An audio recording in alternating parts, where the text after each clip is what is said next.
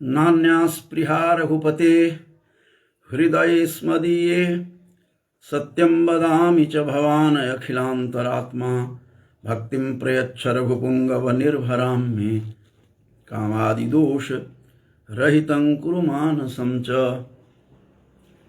आज फिर मैं यजुर्वेद जो शुक्ल यजुर्वेद संहिता है और सुंदर इसकी जो व्याख्या की है जिन्होंने ऐसे प्रोफेसर उमाशंकर शर्मा ऋषि जो हमारे गुरुकल्प हैं उनके पुस्तकों को देखकर उनके भूमिका भाग में महत्वपूर्ण बातें छिपी हुई है, उसे मैं कुछ लेकर आपके सामने प्रस्तुत कर रहा हूँ।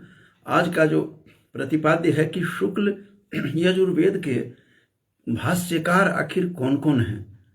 शुक्ल यजुर्वेद के जो भाष्यकार हैं कौन कौन हैं, तो शुक्ल यजुर्वेद की अनेक शाखाओं में अब केवल 2 ही संहिताएं बची हुई है, जिसकी चर्चा मैंने पहले की थी। वह है काण्व संहिता तथा वाजसनेयी संहिता, 2 हैं।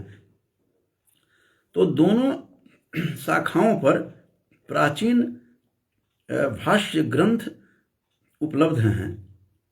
सभी वेदों पर भाष्य रचना करने वाले 14वीं शताब्दी के आचार्य सायण ने काण्व संहिता पर ही अपना भाष्य लिखा। उनसे पूर्व ही 11वीं शताब्दी में वाजसनेयी संहिता पर उवट ने भाष्य लिख दिया था। अतः सायण को हो सकता है कि उस पर भाष्य लिखना आवश्यक नहीं लगा हो, अनावश्यक प्रतीत हुआ हो, इस कारण से उन्होंने नहीं लिखा। उवट के भाष्य को समझने के लिए 16वीं शताब्दी में महीधर भी आए हुए और महीधर ने मूल यजुर्वेद तथा उवट भाष्य दोनों पर संयुक्त रूप से भाष्य लिखा है और दोनों भाष्य यज्ञ परक अर्थ करते हैं। इनके जो दोनों भाष्य हैं, चाहे महीधर का हो या उवट का हो, इन दोनों भाष्य पर संयुक्त रूप से भाष्य लिखा और दोनों भाष्य यज्ञ परक अर्थ करते हुए हमें दिखाई दे रहे हैं। और शुक्ल यजुर्वेद की जो 2 संहिताएं प्रायः समान क्रम से सजी हुई है और दोनों में 40 अध्याय हैं। ये यहाँ पर ध्यातव्य है कि दोनों में 40 अध्याय हैं। काण्व संहिता में मंत्रों की संख्या कुछ अधिक है, काण्व संहिता पर भाष्यों की जानकारी मिलती है। प्रथम भाष्य हलायुध जो 1200 ईस्वी के करीब हुए हैं, तो उन्होंने ब्राह्मण सर्वस्व जो उनका लिखा हुआ है प्रथम भाष्य हलायुध का रचित ब्राह्मण सर्वस्व है। हलायुध बंगाल के राजा लक्ष्मण सेन की राज्यसभा में धर्माधिकारी के पद पर प्रतिष्ठित थे। पुराने जितने भी हम देखते हैं आचार्य हैं जिन्होंने ग्रंथ रचे, वे लोग कहीं ना कहीं किसी न किसी आश्रित थे, किसी राजा के आश्रित थे। राजा के आश्रित होने में परमार्थ लाभ यही था कि वे सहजता से अपनी पुस्तक को प्रकाशित करवाते थे। इसके कारण उनको सौविध्य मिला, सुविधा मिली और धर्माधिकारी के पद पर प्रतिष्ठित थे। और इतना ही नहीं, इन्होंने कई अन्य ग्रंथों की भी रचना की थी। तो शुक्ल यजुर्वेद के भाष्यकार आखिर कौन कौन हैं, उस पर हम लोग अभी दृष्टिपात कर रहे हैं।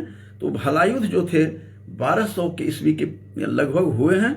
ब्राह्मण सर्वस्व नाम का उन्होंने लिखा भाष्य और बंगाल के रहने वाले थे। राजा लक्ष्मण सेन के दरबार में धर्माधिकारी थे, सभी राज्य आश्रित थे। लाभ यही हुआ कि उनके आश्रय होने से उन्हें ग्रंथ की रचना करने का सुअवसर प्राप्त हुआ और लोक लाभ यही हुआ इस संसार को कि उनके भाष्य उजागर हुआ, जिससे हम अर्थ को सही ढंग से हम समझ पाने में सक्षम हुए हैं। तो इस प्रकार से देखते हैं कि शुक्ल यजुर्वेद के भाष्यकारों में बहुत सारे हुए, जैसे मीमांसा सर्वस्व, शैव सर्वस्व, वैष्णव सर्वस्व, पंडित सर्वस्व आदि। ये दृष्टिपात करने से पता लगता है कि इन्होंने कई अन्य ग्रंथों की भी रचना की थी। और काण्व संहिता, जैसा कि मैंने बताया था कि काण्व संहिता का भाष्यों की जानकारी मिलती है, और इन्होंने किस प्रकार से अलग अलग ग्रंथों की भी रचना की, और एक रचना नहीं कई रचना है। मीमांसा सर्वस्व, शैव सर्वस्व, शैव सर्वस्व के बाद वैष्णव सर्वस्व, पंडित सर्वस्व आदि। और द्वितीय भाष्य प्रसिद्ध वैदिक भाष्यकार सायणाचार्य हुए हैं 14वीं शताब्दी में। सायण भी साधारण नहीं थे। साउथ में, दक्षिण भारत में राजा के मंत्री के पद पर भी वर्षों काम किया है। इस बात से सिद्ध होता है कि सायण का जो भाष्य सभी वेदों पर है, इसका कारण यही था कि वे स्वयं मंत्री थे राजा के, और सुलभता से, सहजता से, बिना किसी प्रयास से वो पुस्तकों का प्रकाशन करवाते रहे हैं। ये बहुत बड़ी बात है। तो सायणाचार्य 14वीं शताब्दी के आरंभ का हैं, और कहा जाता है कि जो वे बहुत सारी रचनाओं उनकी जो है भाष्य के रूप में तो उनका दिख ही रहा है। तो इस प्रकार से कई रचनाएं हैं उनकी, जिससे के आरंभ में लंबी भूमिका भी उन्होंने लिखी है, जिससे बहुत कुछ जानकारी मिलती है। इस भूमिका में स्वाध्याय विधि का विशेष विवेचन है, वेद के विषयों का विभाग तथा काण्व संहिता के प्रतिपाद्य विषय का भी निरूपण किया है सायण ने। और तृतीय भाष्य है अनंताचार्य का, जो 16वीं शताब्दी के थे। अनंताचार्य जो केवल उत्तरार्ध अध्याय 21 से 40 पर ही उनका प्राप्त होता है उनका भाष्य। ये काशी के निवासी माध्व संप्रदाय के वैष्णव थे। उनके भूमिका से पता लग जाता है, और कवियों पुराने जो भाष्यकार थे वो अपने अंत में स्वयं लिख देते हैं अपना परिचय, तो उससे ईषत जानकारी मिलती है। तो महीधर भाष्य की छाया इनके भाष्य पर मिलती है। जो महीधर भाष्य जो है उसकी छाया भी दिखाई देती है। स्वाभाविक है, अपने पूर्वजों का, अपने जो पहले हो चुके हैं आचार्य, उनका प्रभाव होना स्वाभाविक है, नैसर्गिक है। तो इन्होंने कई स्थलों पर विष्णु परक मंत्रार्थ किए हैं। और चतुर्थ भाष्यकार आनंद बोध हैं, जिनका भाष्य आंशिक रूप से केवल 31 से 40 अध्याय तक ही यजुर्वेद के भाष्य इसमें संप्राप्त है। और वाराणसी संस्कृत जो विश्वविद्यालय की पत्रिका में प्रकाशित हुआ था, वहां से अनुमान लगाया लोगों ने। संपूर्ण भाष्य मिलने की सूचना अवश्य दी थी। इनके भाष्य पर उबट का प्रभाव दिखाई देता है। जैसा कि बताया था, अपने पूर्वजों का प्रभाव होना स्वाभाविक है। हम लोग भी लिखते हैं तो अपने पूर्वजों के ग्रंथों का अन्वेषण करते हैं, तो स्वाभाविक है कि उस पर छाया होगी ही। ग्रंथ के अंत में इन्होंने अपने पिता का नाम, जात वेद चतुर्वेदी तथा निवास स्थान वासुदेवपुरी बताया है। जब वो लिख रहे थे उसमें अपने भाष्य के समर्थन में इन्होंने ब्राह्मण ग्रंथों के भी उद्धरण दिए हैं। जो जितने भी 4 वेद हैं, उसके बाद ब्राह्मण ग्रंथ हैं, आरण्यक हैं, आरण्य के बाद सूत्र ग्रंथ हैं, दुनिया भर के जो हैं इनके सहायक ग्रंथ हैं, जिनको देखकर, जिनको पढ़कर हम अर्थ लगाते हैं। यज्ञ पर काफ़ी सूचनाएं हमें मिलती है, तो ये देखने को मिलता है। काण्व संहिता का प्रचार सीमित क्षेत्र में रहने से इन पर इतने भाष्यों की रचना भी पर्याप्त है। इतने इनके और भारत का व्यापक विद्वत समुदाय यजुर्वेद के नाम से वाजसनेयी संहिता को ही मानता है। मैं कई बार बता चुका हूं कि मिथिला में विशेष रूप से 2 भाग में ब्राह्मण जो वहाँ के हैं, या तो छांदोग्य हैं या वाजसनेयी शाखा के हैं। तो इन दोनों शाखाओं का प्रचलन था। याज्ञवल्क्य चूंकि वहाँ के महायोगी याज्ञवल्क थे, उनकी स्मृति जो ग्रंथ है शतपथ ब्राह्मण उन्हीं का है। और जितने भी शतपथ ब्राह्मण का अंतिम भाग जो जिसे हम बृहदारण्यक उपनिषद कहते हैं, तो उन्होंने याज्ञवल्क्य स्मृति लिखी।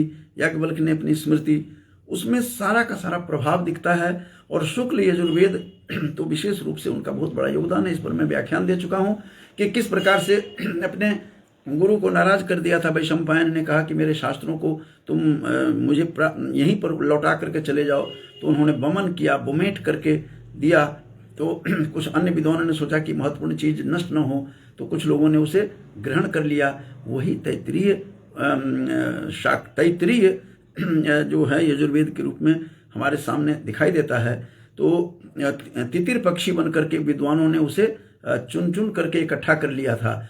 तो इसी कारण से कृष्ण यजुर्वेद के, जैसा कि मैं पहले भी बता चुका हूं कि कृष्ण यजुर्वेद और शुक्ल यजुर्वेद, कृष्ण का अर्थ है कि मंत्रों के साथ कृष्ण यजुर्वेद में जो उनके विनियोग का भी सम्मिश्रण किया, तो मिश्रत्वम कृष्णत्वम कह करके कहा गया है। तो विनियोग मिश्रत्वम कृष्णत्वम, उसमें विनियोग है, मिश्रित है, उसमें अस्वच्छता आई, जिसके कारण उसका नाम कृष्ण यजुर्वेद रखा। दूसरा मत यह भी है कि तितर पक्षी बन करके जो वोमेट कर दिया था याज्ञवल्क्य ने, उसको जो एक एक करके जो चुन लिया था एक एक करके, तो वो तितर पक्षी बन करके तो तैत्तिरीय कहलाया। तो इस कारण से उसी कृष्ण यजुर्वेद को ही मान लेते हैं। तो इस प्रकार से कृष्ण शुक्ल यजुर्वेदों को, ये मैं विषयांतर हो जाऊंगा इसलिए उधर नहीं जाना चाहता। तो वासुदेवपुरी कहते हैं बताया है, जात वेदस्त उनके जो आनंद बोध हैं, जैसा कि मैं बता रहा था, एक पत्रिका के संदर्भ से पता लगता है, जो वाराणसी संस्कृत विश्वविद्यालय जो वाराणसी में है, वहाँ से एक पत्रिका में यह निकला था, जिसके कारण से पता लगता है कि जात वेद चतुर्वेदी उनके पिता थे और निवास स्थान वासुदेवपुरी बताया गया है। अपने भाष्य के समर्थन में इन्होंने ब्राह्मण ग्रंथों का बहुत सारे उद्धरण दिए हैं। काण्व संहिता का प्रचार समिति क्षेत्रों में प्रचार जो है सीमित क्षेत्रों में रहने से इन पर इतने भाष्यों की रचना भी पर्याप्त है।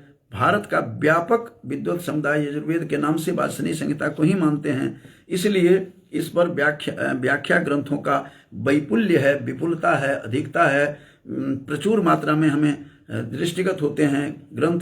इसे माध्यन्दिर भी कहते हैं। इस संहिता पर अनेक संस्कृत भाष्य हमें देखने को मिलता है। और इसी कारण और भी जो इसके व्याख्याकार हैं, शौनक हैं, जो शौनक ऋषि थे, इनका भाष्य सबसे प्राचीन प्रतीत होता है। उबट ने पुरुष सूक्त के 31 आरंभ में सूचना दी है कि अस्य भाष्यम शौनको नाम ऋषि ही अकरोत, इस प्रकार की बात कह करके लिखा है। तदंतर उसके भाष्य को ही दे दिया गया। तदनुसार शौनक उबट से पूर्ववर्ती, स्वाभाविक से पूर्ववर्ती हैं। यह बहुत संभव है कि उन्होंने पुरुष सूक्त पर भी भाष्य लिखा हो, जो संकेत मिलता है, उपलब्धता के अभाव से पता नहीं चलता। वैसे शौनक की अनेक वैदिक ग्रंथों की रचनाएं हमें मिलती है। और उबट जो थे, जो 11वीं शताब्दी के थे, उबट थोड़ा सा संक्षेप, थोड़ा सा मैं इसमें स्पर्श कर रहा हूं कि उबट माध्यन्दिनी संहिता के प्रथम भाष्यकार के रूप में हमें उपलब्ध होते हैं। इन्होंने अपना संक्षिप्त परिचय यजुर्वेद के भाष्य के अंत में इस प्रकार दिया है। जो श्लोक उन्होंने भाष्य के अंत में दिया है उबट ने, जो 11वीं शताब्दी के माने जाते हैं, कहते हैं आनंदपुर वास्तव्य वज्रटाख्यस्य सुनुना उबटेन कृतं भाष्यम पदवाक्य ही सुनिश्चित ऋष्यादिंश्च नमस्कृत्य अवंत्या मुटवो वसन मंत्राणाम कृतवान भाष्यम महिम भोजे प्रशासति। इसका मतलब भोजराज के समय की कहानी बता रहे हैं कि उस समय में आनंद वास्तव्य, ये बता रहे हैं अपना परिचय कि अवंती उज्जैनी में निवास करते थे। उन्होंने इस भाष्य को लिखा था। उस पर वहाँ के उस समय के जो राजा थे, राजा भोज थे, जैसा कि लिखा है कि महिम भोजे प्रशासति, तो उनके शासन करते हुए जो उनका राज्य शासन काल माना जाता है कि ये जो है 1005 ईस्वी और 1055 आदि के बीच में मध्य में माना है। अतः 11वीं शताब्दी के पूर्वार्ध में इन्होंने यह भाष्य लिखा था। आनंदपुर की पहचान अभी तक नहीं हो पाई है। जो आनंदपुर वास्तव्य कहा है कि आनंदपुर आखिर कौन से आनंदपुर है, कहाँ के आनंदपुर थे, ये निश्चित नहीं हो पाया। कुछ लोग उड़ीसा कहते हैं, कुछ कश्मीर कहते हैं, कुछ लोग वाराणसी को सिद्ध करने का प्रयास में लगे हुए थे। और अधिसंख्य जो विद्वान हैं, अधिकांश, जिसमें Pandit Bhagwat Dutt, RG Bhandarkar, Sushil Kumar day, SK day जिसे कहते हैं, वे आनंदपुर को गुजरात के बड़नगर से अभिन्न मानते हैं, अर्थात उसके समानता उनमें देखते हैं। तो वो कहते हैं कि वो वहीं के थे, गुजरात के थे। उवट वैसे नागर ब्राह्मण थे, उवट। और जो नागर ब्राह्मण है तो महाराष्ट्र में बहुत सारे हमारे मित्र भी थे, हैं भी, जो महाराष्ट्र के थे वो नागर हैं। तो नागर ब्राह्मण थे, उनके पूर्वज कश्मीरी रहे होंगे, ये संभव है। ऐसा लोगों का अनुमान है। जीविका के लिए गुजरात में बस गए होंगे, क्योंकि संस्कृतज्ञों की यह बड़ी विशेषता रही है कि अपना वो परिचय ही नहीं देते थे, अपने कृतियों को प्रदान करते थे, लोगों को परिचय नहीं देते थे। और आजकल के हम लोग जो हैं, आजकल के कवि खद्योत्समा जहाँ करत प्रकाश, अपना हम परिचय बहुत लंबा देते हैं, विषय वस्तु हमारे पास कुछ भी नहीं रहता है। ये वर्तमान की स्थिति है। तो इसलिए यह पता करना बड़ा मुश्किल था। और ये कहाँ के थे, तो उवट की कृतियाँ बहुत प्रसिद्ध हैं। यजुर्वेद के भाष्य हैं, ऋग्वेद के प्रातिशाख्य भाष्य पर भी भाष्य है, वाजसनेयी प्रातिशाख्य का भाष्य है, ऋक् सर्वानुक्रमणी का भी भाष्य आदि है। इनके बहुत सारा काम किया है, इनका बहुत बड़ा कंट्रीब्यूशन था। और उसके बाद गौरधर भी हुए हैं 13वीं शताब्दी में भाष्यकार। यद्यपि इनमें कोई भाष्य उपलब्ध हमें नहीं है, किंतु यत्र तत्र उद्धृत से मिलता है। ये परंपरा से कई चीज़ें, उनके ग्रंथ उपलब्ध नहीं होते हैं। तो यजुर्वेद के भाष्यकार के रूप में भी कहा गया है। इस आधार पर कुछ विद्वानों ने इन्हें माध्यन्दिनी संहिता का भाष्यकार मानते हैं।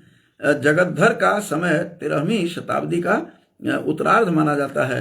अतः गौधर उस शताब्दी के पूर्वार्ध में भी होंगे, यह अनुमान मात्र है। अब महीधर हुए हैं 16वीं शताब्दी में। There is lot of contribution of Mahidhar. Pandit Mahidhar का बहुत बड़ा योगदान है। इन्होंने माध्यन्दिनी संहिता को ही बहुत विस्तृत व्याख्या की है। उसकी माध्यन्दिनी संहिता की बहुत विस्तृत व्याख्या की है, जिसे वेद दीप भाष्य कहा जाता है। वेद दीप, यह वेद का दीपक है, यह दृष्टि प्रदान करता है यह भाष्य। तो महीधर काशी के निवासी नागर ब्राह्मण थे। वो काशी में आकर के बस गए थे। वैसे में ऐसा कि मैंने बताया है कि जो नागर होते हैं वो महाराष्ट्र के ब्राह्मण होते थे। अस्तु कहीं के भी हों, जो उनकी कृति है वही स्तुति है, वही पूज्य है, चाहे वो कहीं के भी हों। तो इस प्रकार से यजुर्वेद के मंत्रों पर उवट भाष्य की समीक्षात्मक व्याख्या उन्होंने की। कहीं कहीं उवट के भाष्य के शब्दों को अविकल रूप से रखा है। इस भाष्य के अतिरिक्त महीधर ने तंत्र शास्त्र को भी उन्होंने स्पर्श किया, तंत्र शास्त्र को भी। और तंत्र शास्त्र मैं बार बार कहता हूं कि तंत्र शास्त्र के जो सर्वप्रथम जो दर्शन के, शैव दर्शन के थे, वो शिव दृष्टिकार सोमानंद थे। और सोमानंद पर भर्तृहरि के वाक्यपदी का अक्षरशः प्रभाव हुआ है। और सबसे सर्वप्रथम सोमानंद हुए। सोमानंद के बाद में थोड़ा विषयांतर न हो, इसलिए मैं थोड़ा सा इस स्पर्श करता हूँ। उसके बाद जो दूसरे हुए हैं वो उनके शिष्य उत्पल देव हुए। और उत्पल देव के शिष्य ने ऐसा धूम मचाया अभिनव गुप्त ने कि सारे साहित्य का हो क्षेत्र या दर्शन का हो, तंत्र का हो, तो पूरा का पूरा फैलाया उन्होंने। तो यहाँ जो मैं कह रहा था कि महीधर ने तंत्र शास्त्र का भी एक ग्रंथ लिखा जिसका नाम मंत्र महोदधि है। और इसमें इन्होंने पर्याप्त ख्याति इनको प्राप्त हुई है। और इसी ग्रंथ से उनका परिचय भी मिलता है कि वो कौन थे, कहाँ के थे। महीधर के पिता का नाम क्या था, ये भी पता लगता है कि पुनु भट्ट था उनके पिता का नाम, और पुत्र का नाम कल्लन भट्ट था। और महीधर नृसिंह के उपासक तथा राम के भक्त थे। अपने वेद दीप भाष्य के मंगल श्लोक में उन्होंने अनेक देवताओं का स्मरण और नमन किया है, जिससे सायण माधव के और सायण भाष्य की जो बार बार मैं चर्चा करता हूं कि सभी वेदों पर सायण ने लिखा, स्वयं मंत्री थे आंध्र प्रदेश में उस समय, और वो माधवाचार्य के भाई थे। वो जो माधवाचार्य जिन्होंने ये शंकर दिग्विजय लिखा है, ये भी मैं साथ साथ चलते चलते यहाँ बता दूं कि सायण जिन्होंने सभी भाष्य लिखा सभी वेदों पर, उनका कंट्रीब्यूशन अविस्मरणीय है। और माधव के भाष्य, माधवाचार्य जो थे उनके भाई थे, कहा जाता है कि माधवाचार्य उनके अग्रज थे। माधव के भाष्यों के प्रति कृतज्ञता व्यक्त की है अपने बड़े भाई के प्रति, और कहते हैं कि प्रणम्य लक्ष्मीम निरीहरिम गणेशम भाष्यम बिलोक्योवट माधवीयम, माधवाचार्य को माधवीयम कहते, और यजुर्मनु नाम बिलिखामि चार्थम परोपकाराय निजक्षणाय। यहाँ जो उन्होंने जो कृतज्ञता प्रकट की है उससे बहुत सारी जानकारी मिलती है। और उवट भाष्य के तो माध्यन्दिनी संहिता पर ही था, कण्व संहिता पर जो सायण भाष्य का सायण माधव का भाष्य था, उन दोनों को दृष्टि में रखकर यजुर्वेद के मंत्रों का यजुर्मनु नाम की संज्ञा दी, और अर्थ इन्होंने दूसरे के उपकार तथा अपने अवलोकन दोनों उद्देश्यों से किया था। मंत्र महोदधि में भी देवताओं को वे प्रणति निवेदित करते हैं, और क्या कहते हैं कि प्रणम्य लक्ष्मीम नृसिंहम महागणपतिम गुरुम तंत्राण्यकान्य आलोक्य बक्षे मंत्र महोदधिम कह करके उन्होंने प्रयोग किया। तो महीधर द्वारा कई ग्रंथों की रचना का हमें पता लगता है। मंत्र महोदधि पर स्वयं उन्होंने नौका टीका लिखी थी, उसका नाम है नौका टीका। ये नाव है, नौका का अर्थ अभिप्राय है नाव। यह एक पार करने का, वेद के अर्थ को समझ करके आगे बढ़ने के लिए निश्चित रूप से ये नौका का काम करता हुआ यह भाष्य दिखाई देता है। तो महीधर का कई अन्य ग्रंथों की रचना का पता चलता है, जैसा कि बताया था कि नौका टीका भी है। वैदिक ग्रंथ शौनक रचित जो है चरणव्यूह की भी व्याख्या उन्होंने ही की थी। इसी प्रकार कात्यायन स्रोत सूत्र की भी टीका लिखी। जो सूत्र ग्रंथ हैं, स्रोत सूत्र, शुल्ब सूत्र, बहुत सारे सूत्र ग्रंथ हैं, जिससे कौन सा यज्ञ कब करना चाहिए, किस तरह की विधि होनी चाहिए, सारा का सारा उसमें व्यवस्था है। सूत्र ग्रंथों से बहुत कुछ पता लगता है। और स्मरणीय है कि इस स्रोत सूत्र के उद्धरण अपने यजुर्वेद के भाष्य में उन्होंने दिए हैं। उन्होंने योग वासिष्ठ विभूति नामक ग्रंथ की, योग वासिष्ठ नामक आध्यात्मिक ग्रंथ के संक्षिप्त स्मरण के रूप में भी उन्होंने लिखा है।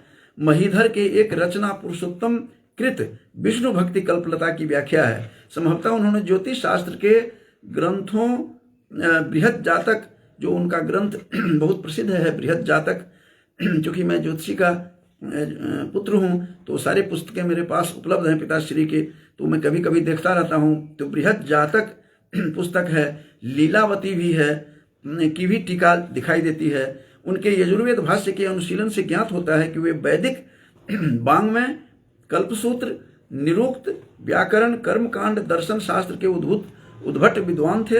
अपने भाष्य में उन्होंने निर्वचनों पर अधिक बल दिया है। और यजुर्वेद के अंग्रेजी अनुवाद ग्रिफिथ ने उन्हें भाष्य को विपुलांश में आधार बनाया है। जो ग्रिफिथ है उनका बहुत बड़ा कंट्रीब्यूशन है। इनके ऊपर भी पहले बोल चुका हूं मैं, जो फॉरेन जो राइटर्स हैं उनका क्या क्या कंट्रीब्यूशन है। वस्तुतः यजुर्वेद को समझने के लिए उनका भाष्य आधार है, व्यापक आधार बनता है। तो महीधर का काल जानने के लिए एक बड़ा साधन मंत्र महोदधि में भी दी गई है। सूचना मिलती है कि विक्रम संवत के 1645 अर्थात 1588 ईस्वी में ज्येष्ठ अष्टमी को यह ग्रंथ पूरा हुआ था, जो संकेत उस ग्रंथ से मिलता है। अतः यजुर्वेद भाष्य की रचना भी उसके समीप कही जा सकती है। 16वीं शताब्दी के उत्तरार्ध में इन्होंने लिखा हो। ये सारा आधार मैं बार बार कहता हूँ कि गुरुकल्प जो प्रोफेसर ऋषि जी हैं, उनके जो शुक्ल यजुर्वेद की जो भूमिका है, वहाँ से जो जानकारी है मुझे लगता है कि वितरित करने से ज्ञानम प्रवर्धते सदा। तो इस आधार पर मैं उसको लेकर के आप लोगों को प्रस्तुत करता हूं कि महत्वपूर्ण टीकाएं कौन कौन सी हैं। और अब स्वामी दयानंद की टीका को के बारे में बता करके समाप्त करूंगा। स्वामी दयानंद जो जिनके बारे में कहा जाता है 1883 ईस्वी के बारे में, 1824 और 83 और अल्पायु में ही चले जाते हैं। स्वामी दयानंद का बहुत बड़ा कंट्रीब्यूशन है। महर्षि दयानंद का यदि वे नहीं होते तो ये वेद का प्रचार की धारा रुक जाती। बैक टू वेदाज का नारा उन्होंने स्लोगन दिया था, वेदों की ओर लौटो, और बहुत बड़ा कंट्रीब्यूशन था। घर को परित्याग कर दिया था। गुजरात के रहने वाले थे, गुजरात के ब्राह्मण थे, और वहां से उन्होंने सब कुछ राजपाट, सब कुछ सौख्य को परित्याग कर दिया, लात मार दिया, और उन्होंने समाज सेवा ही नहीं की। वेद के बहुत बड़े स्कॉलर थे। परमात्मा ने उनके आयु तो दी थी, लेकिन दुष्टों के कारण वे जल्दी ही संसार से चल बसते हैं। लेकिन बहुत बड़ा काम किया उन्होंने। 19वीं शताब्दी के समाज सुधारकों में वे अग्रणी माने जाते थे, और आर्य समाज की स्थापना द्वारा भारतीय समाज में उन्होंने बहुत सारी क्रांति लाई, रूढ़िवादिताओं को दूर किया। लेकिन वैदिक धर्म का पुनर्जागरण करके उन्होंने वेदार्थ विषयक धारणा को एक नई दिशा दी थी। मूलतः वे गुजरात के कठियावाड़ में टंकारा गांव के रहने वाले थे, और स्वामी बिरजानंद जो प्रज्ञा चक्षु थे उनके वे परम शिष्य रहे हैं। पौराणिक जो मिथ्या आडंबर जो था उसको दूर करने के लिए बहुत सारे काम किए। उन पर मैं नहीं जाना चाहता, इस पर भी स्वामी जी के ऊपर मैं विस्तार से अलग से बोल चुका हूँ। मेरा तो आज का प्रतिपाद्य यही है कि उन्होंने किस प्रकार से भाष्यकार कौन कौन थे यजुर्वेद के, तो उन्होंने माध्यदिनी संहिता का संपूर्ण भाष्य संस्कृत में लिखा था, और जिसका संक्षिप्त हिंदी रूपांतर भी किया। विक्रम संवत 1934 अर्थात 1877 ईस्वी में पौष शुक्ल त्रयोदशी को इसे उन्होंने आरंभ किया था, जो 5 वर्षों में पूरा हुआ। वेदार्थ करने में अपने मत को इन्होंने अपने दूसरे ग्रंथ ऋग्वेद आदि भाष्य भूमिका में प्रकट किया है। और जो डॉक्टर प्रशस्त मित्र शास्त्री ने अपने ग्रंथ आचार्य महीधर और स्वामी दयानंद का माध्येंद्री भाष्य में दोनों भाष्यों का विवेचन किया है। डॉक्टर प्रशस्त मित्र जो बहुत अच्छे व्यंग्यकार हैं, हमारे मित्र कल्प भी हैं। तो इस प्रकार से उन्होंने बहुत बढ़िया ढंग से उजागर किया है इसके बारे में, और इन्होंने काफ़ी कुछ इसके बारे में लिखा। हुए मानते हैं कि वेदों में आध्यात्म ज्ञान भरा है, साथ ही सभी सामाजिक तथा प्राकृतिक विज्ञानों के मौलिक सिद्धांत भी इनमें निहित है। इस प्रकार उनके समस्त ज्ञान राशि विद्यमान है। इस समस्त ज्ञान का मूल कारण उत्स परमात्मा है। ऋग्वेद का भी उन्होंने संस्कृत भाषा में भाष्य लिखा था, किंतु यह संयोग ऐसा रहा कि वे ज़्यादा दिन रह नहीं सके। दुष्टों ने उनका जान साजिश के साथ प्राण लीला उनकी समाप्त की, नहीं तो बहुत बड़ा महर्षि दयानंद का कंट्रीब्यूशन होता। तो महर्षि दयानंद के का बहुत बड़ा कंट्रीब्यूशन है, बहुत बड़ा काम किया महर्षि दयानंद ने। इन्हीं शब्दों के साथ जो आज का जो मेरा प्रतिपाद्य था कि शुक्ल यजुर्वेद के कौन कौन से टीकाकार थे, संक्षिप्त मैंने जानकारी दी है। तो अंत में मैं डॉक्टर चंद्र कुमार झा जो शुरू से ही जुड़े हुए हैं, वो प्रोफेसर चंद्र कुमार झा जी को मैं शुभाशीष देता हूँ, और प्रबुद्ध संस्कृत के अध्यापक हैं। और एक और पंडित दिनेश पांडे जी भी हैं, वे भी सुन रहे हैं, मैं उन्हें भी शुभकामनाएं देता हूँ। योगेश मित्तल जी भी सुन रहे हैं, तो मैं सबको शुभकामनाएं देते हुए मैं अपने वाणी को विराम देता हूँ। आज का जो मेरा प्रतिपाद्य था कि शुक्ल यजुर्वेद के टीकाकार भाष्यकार कौन कौन से हैं, कौन कौन से कमेंटेटर हैं, उसके ऊपर मैंने संक्षिप्त जानकारी दी है। इन्हीं शब्दों के साथ